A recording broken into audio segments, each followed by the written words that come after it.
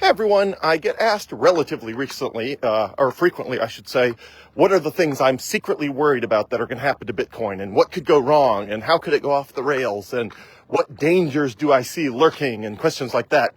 And the answer is none, like honestly none.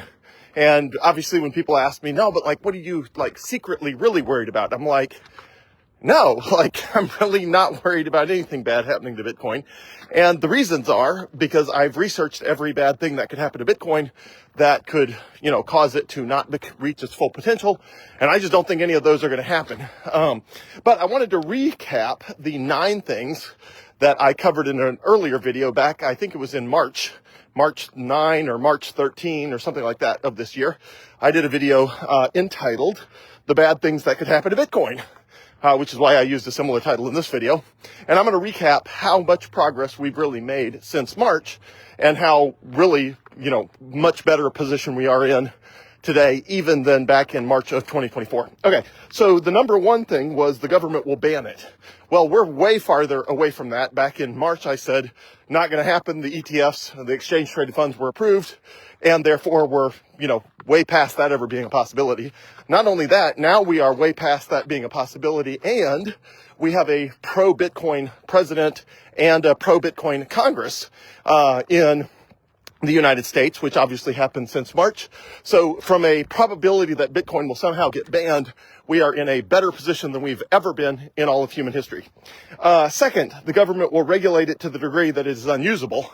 Again, we are in a much better position from a regulatory perspective now than we were back in March, with a pro-Bitcoin president, a pro-Bitcoin Congress, and regulations related to Bitcoin loosening around the world rather than getting more onerous.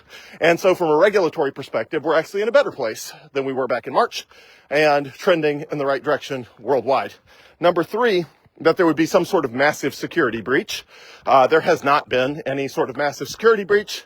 And with every passing day, Bitcoin is almost 16 years old now. And with every passing day that there's not some sort of hack or security breach, the probability that there will ever be one goes down, because the more time passes that something stays running, the more likely it is that it will stay running. Same with the internet. The internet, depending on how you count it, is, 50 years old at this point, back, depending on whether you count the start in the 1960s or the 1980s. But regardless of when you count the start of it, most people would say, yeah, there's not going to be some massive hack that takes down the whole internet, because if that was a thing, it would have happened already. And if it becomes a thing, they'll fix it. Well, Bitcoin's in the same position at 16 years old.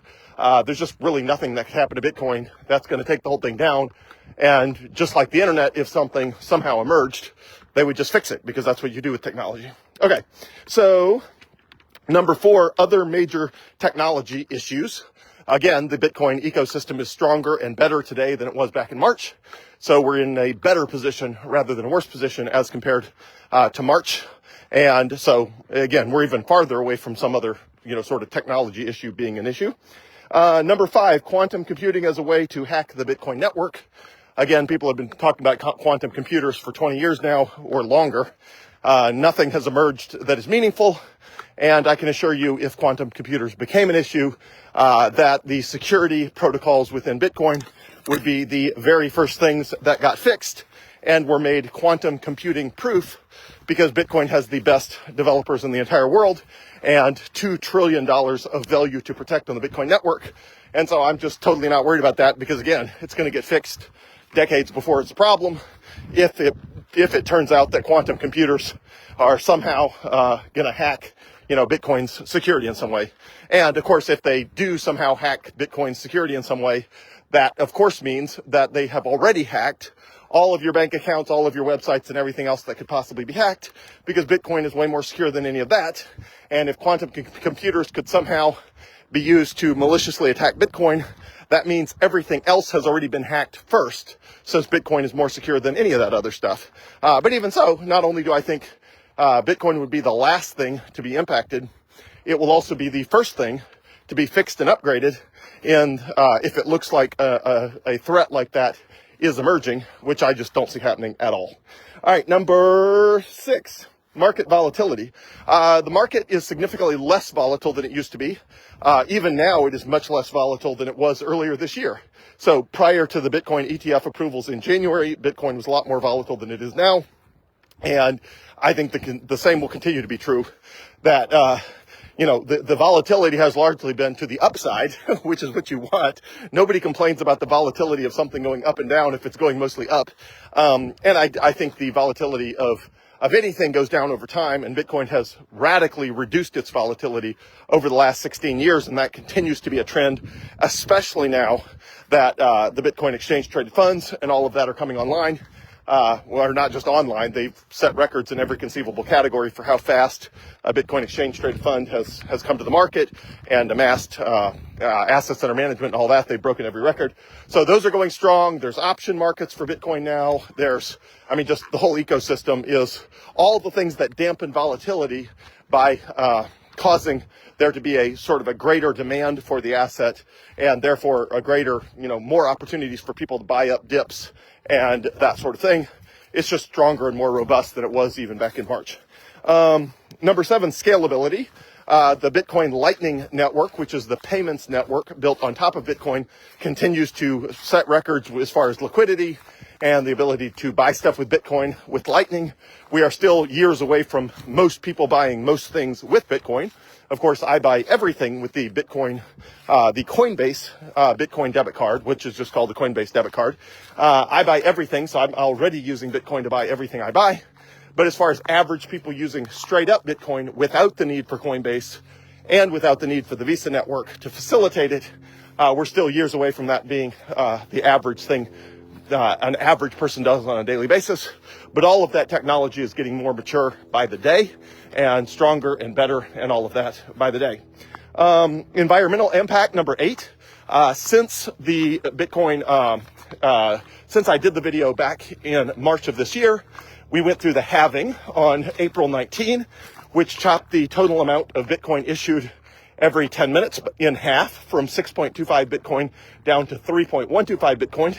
As a result, the Bitcoin miners that secure and audit the Bitcoin network, they are continuing to grow, but not at the same sort of insane pace that was freaking everybody out, that they're going to somehow use all the electricity in the world.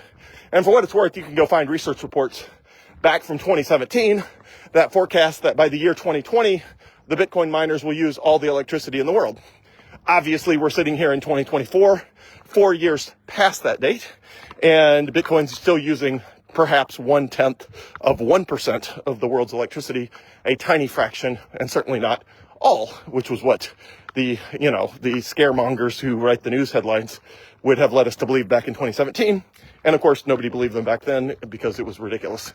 But anyway, we're in a better spot that way because I rarely see news headlines with that concern. And in addition to that, since March of this year, a lot of people have figured out that Bitcoin is actually super valuable for regulating the power grid and serving as a source of demand for building out new renewable electrical grids. That's a huge problem with electrical grids, is that there's not something to use up the excess power before they get the demand for that power up and running around them. So if you build a big nuclear, or whether it's nuclear power, wind power, solar power, the question is who's going to use the power when the industry and the neighborhoods around it are not using that power. And if you're not using it, you can't justify building it out. But in the case of Bitcoin, Bitcoin is always ready to use any available power, especially stranded power and unused power.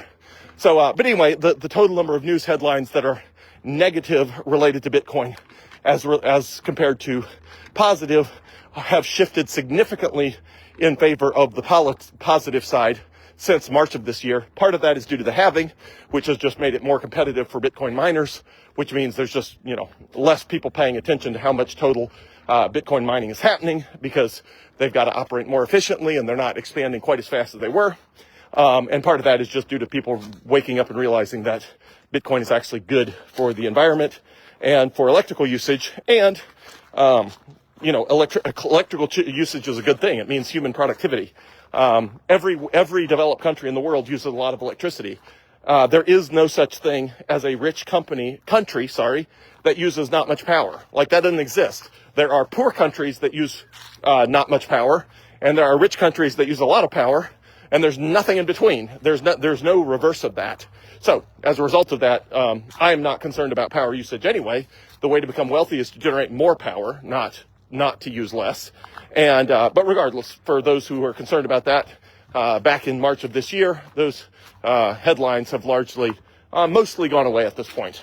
And then the last is network attacks, that somehow someone would mess with the Bitcoin network in a way that made it harder to use. Again, we have not seen that happen. You can still transact an unlimited amount of value on the Bitcoin network for less than $1.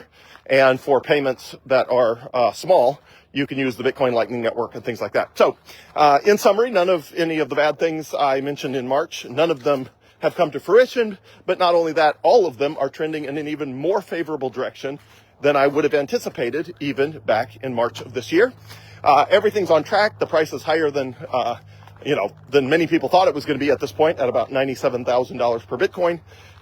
And everything's right on track. It's just beautifully growing and thriving exactly the way you would expect Bitcoin to do if it were the future monetary system of the world, which I believe it is. And it's right on track to be that. And it'll take a couple more decades before nobody else uses any other kind of money. But in the interim, there's still huge upside. I think the minimum price for Bitcoin is at least $1 million per coin. And it will likely go a lot higher than that, but we don't know. But I think at a minimum, it gets at least to the $1 million per coin ballpark. And if you got any other questions, keep them coming. I love answering questions and helping you in any possible way I can on your Bitcoin journey. Thanks, everyone.